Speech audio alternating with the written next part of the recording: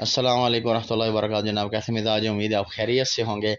بریولیت کی طرف سے، بریولیزم کی طرف سے ہمیں یہ ایک حدیث وصول ہوئی ہے۔ حدیث جو ہے مسلم شریف کی ہے، اور اس میں جشن عید میلاد اور 12 ربیع الاول کا جلوس یا محفلیں جو ہے وہ سجانے کی جو ہے نا اس سے لی ہے۔ آئیے پہلے یہ روایت پڑھ لیتے ہیں۔ حضرت ابو سعید خدری رضی اللہ تعالیٰ عنہ سے روایت ہے کہ حضرت معاویہ رضی اللہ تعالی عنہ نکل کر مسجد کے ایک حلقے والوں کے پاس سے گزرے۔ انہوں نے کہا تمہیں کس چیز نے یہاں بٹھا رکھا ہوا ہے؟ انہوں نے کہا ہم اللہ کے ذکر کرنے کے لیے بیٹھے ہوئے ہیں۔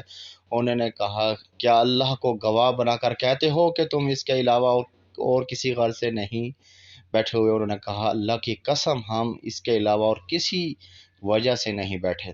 انہوں نے کہا دیکھو میں نے تم پر کسی تہمت کی وجہ سے قسم نہیں دی۔ رسول اللہ صلی اللہ علیہ وسلم کے سامنے میری حیثیت کا کوئی شخص ایسا نہیں جو حدیث بیان کرنے میں مجھ سے کم ہو۔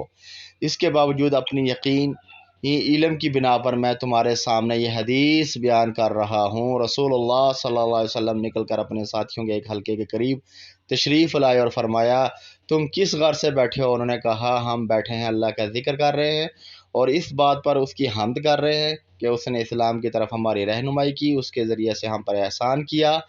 آپ صلی اللہ علیہ وسلم نے فرمایا کیا تم اللہ کو گواہ بنا کر کہتے ہو کہ تم صرف اس غرض سے بیٹھے ہو؟ اور انہوں نے کہا اللہ کی قسم ہم اس کے سوا کسی اور غرض سے نہیں بیٹھے۔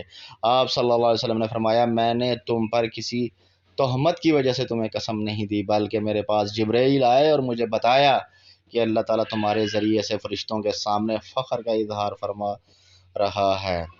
یعنی اللہ تعالیٰ فرما رہے ہیں کہ دیکھو میرے نیک لوگ بیٹھے ہوئے ہیں اور میری حمد و ثنا بیان کر رہے ہیں۔